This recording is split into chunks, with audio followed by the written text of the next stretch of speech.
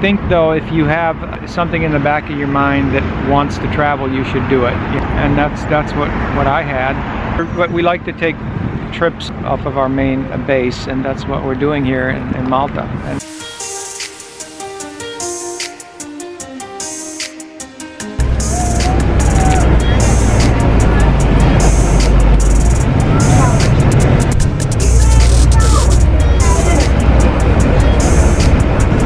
So we're headed to the ferry from the main island to the smaller island.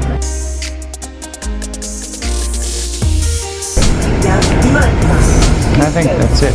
Next stop is MALTA. Please go.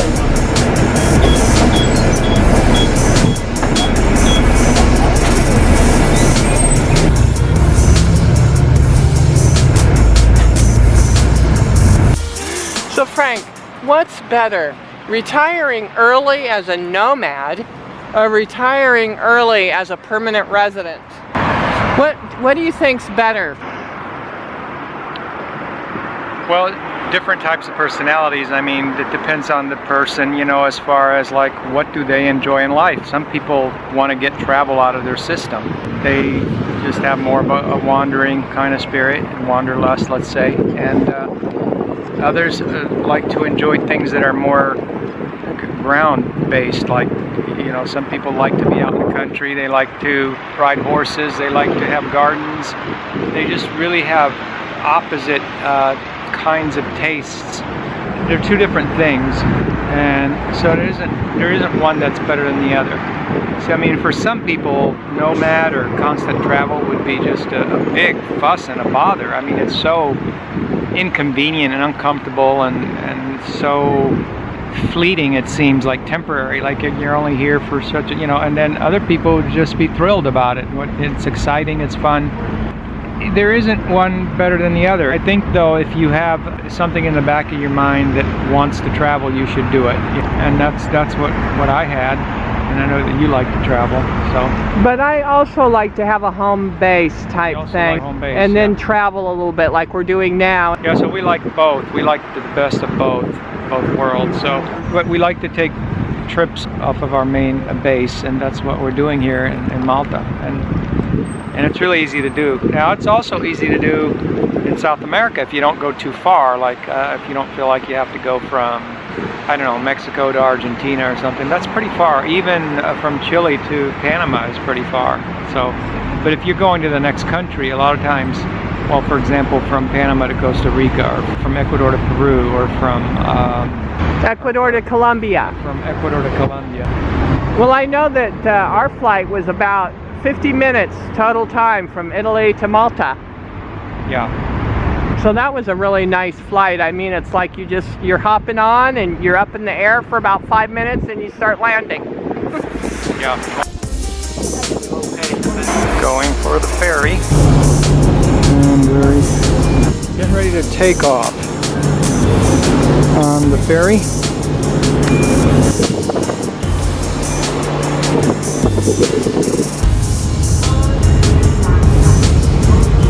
We're leaving civilization.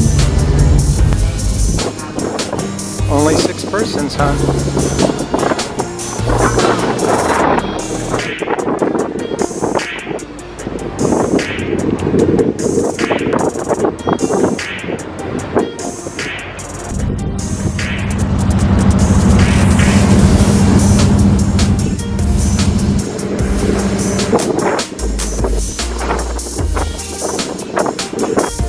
Of what islands look like in this part of the world. You can see that they're a little bit more cliffy, a lot more rock there. Yeah.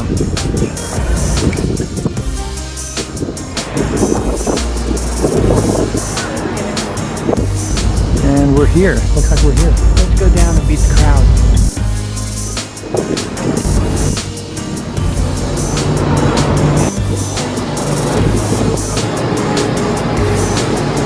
Yacht harbor here. Alright, so we're going to dock here. Do a bumper job right there. There's one made of tires.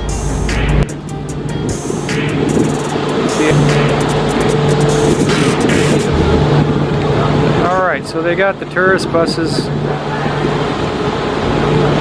So another observation on this theme is that if you're going abroad for the excitement of it, eventually it wanes, the excitement wanes after you've been to enough places and traveled enough. When you first do it, it's really new, everything's new, but after things start becoming, you start recognizing things even though you're in different countries. Yeah, like one guy said, hey, I've been to 90 countries and I'm done, you know. So, but those that travel for freedom tend to always have that to look forward to, is the freedom aspect of it. So if you're traveling for the fun of it, understand that there's going to come a point in time when you're going to want to go do something else, and so to plan for that. Yeah. I think that's why people, I won't mention any names, that have traveled to a lot of these countries, they start going really off the beaten path to places that have never been traveled. I'm seeing more and more of that on the internet lately. Well, it used to be that any country not your country that wasn't super touristy would be off the beaten path, but nowadays, since there seems to be a lot of travel, or at least more people filming their travel. Yeah. But I think that the internet makes it easier to keep in touch with people and to actually travel. Definitely. Things are so easy. I mean, you know, we've got online check-in with the airlines, and it's on your phone, and you just wave your phone. It's just so easy. It just makes it travel so easy. And down she goes. Alright, well, looks like we will get off after all. Oh, look at that, even the side rails open up.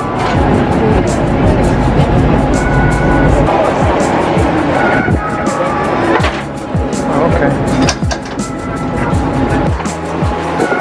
Off to the races.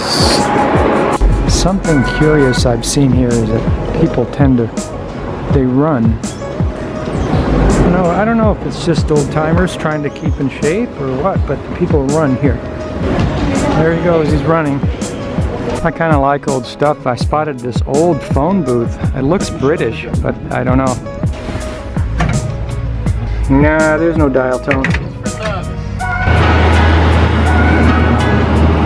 The ancient city of Victoria.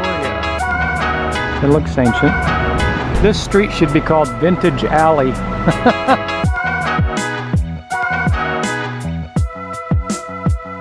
at all the pasticerias. Look at all the bakery stuff. Let's go look. It's probably really good. This is hot dog and egg pizza. Have you ever heard of such a thing? It kind of looks good. Looks good, man. Is there a place around here where we can get like homemade soups? So we found this quaint little corner restaurant here.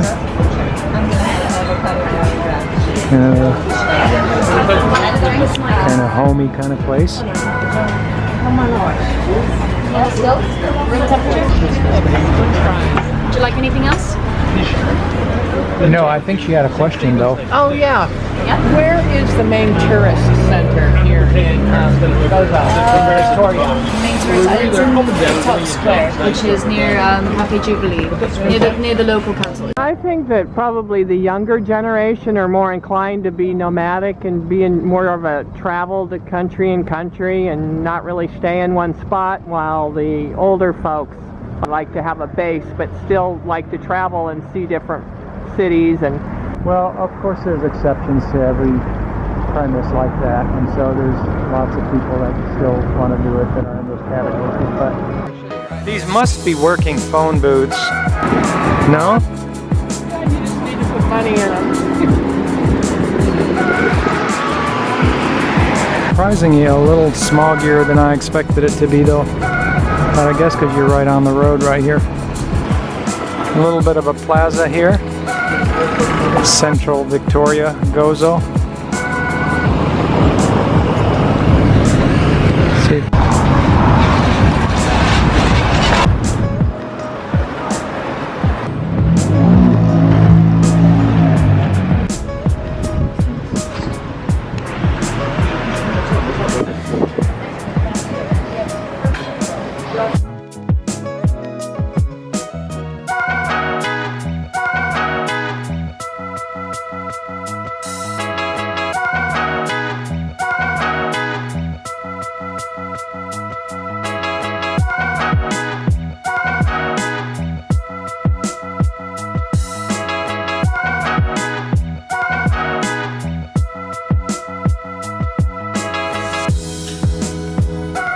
Okay, but isn't the nomadic lifestyle, you know, going from country to country every couple of days or 3 days or every week or something more expensive than more of a permanent living kind of a situation? It can be, but it depends on the person. And well, for one thing, with the slow travel type of nomading, there's different kinds of nomading where you know, some people are moving every week or two, but there's also slow travel nomading where you're staying like a month or 2 months or 3 months.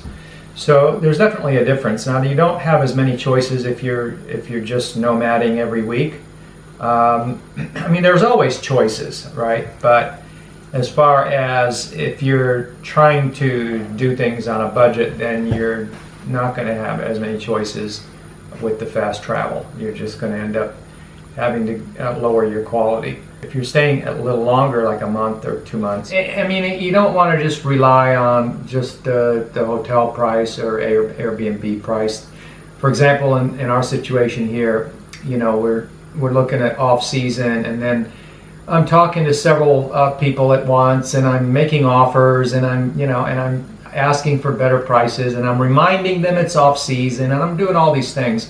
And sometimes you find also places like in Malta, the place we found, they actually had monthly discounts, and it was a really nice apartment, and it was an apartment hotel. Mm-hmm.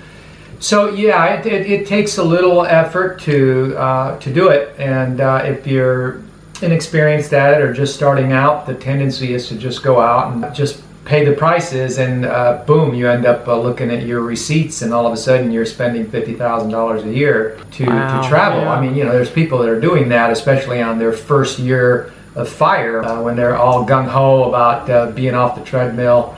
It could be the first year of their fire if they're nomading right away, but if they're not, it would be the first year of their nomading, nomad travel, where they're really kind of inexperienced and haven't dealt with the expenses and try to figure out, wait a minute, this is costing a lot, you know, and it can cost, depending on who you are. Now, you know, people like us that were, you know, piffy professional industrious frugalists, I mean, we can easily do very well on a lot smaller amounts, even at home in the States, or even in Europe for long periods. So, but either way, there is an experience level there. There's a learning curve, and so when people first start out, they tend to overspend and overpay, and so there are still things that you can do. Tell us one tip, Frank. One big tip that new people can do when they're going abroad and they want to get good deals. Well, depending on how you're doing it, if you're sticking to maybe 3 locations and just kind of going around in the same locations, you could do it the way we mentioned in that one video about how to live like a millionaire without being one, where you get the local long-term rate and you hang on to it all year. And you could even go further and rent it out to friends too when you're not there, but that's a different conversation. But even if you only got 2 of those apartments, you could easily, if you did it the right way, the way we do it and the way we talk about doing it, you could spend less keeping 2 apartments year-round than just paying the booking.com or hotel prices, sure. or even Airbnb prices. It could, even having 2 of them would be cheaper if you did it that way. And then the other way of doing it would be to negotiate a lot more, you know, finding off-season spots and voids in tourist flows, and then making more offers. That's what I do, and it works. Okay, well, thanks for that. All right, well, if you like the video, please thumbs it up, help the algorithm, subscribe, and click on the notification bell. Thanks for watching our videos. And if there's any other kind of content you'd like to hear, please mention in the comments what that would be. Have a wonderful day from Frank and Angie in Malta. Bye. Bye, ciao. Let the labyrinths begin. Which way should we go? Go back the way we came. Yeah, let's just go back like Hansel and Gretel.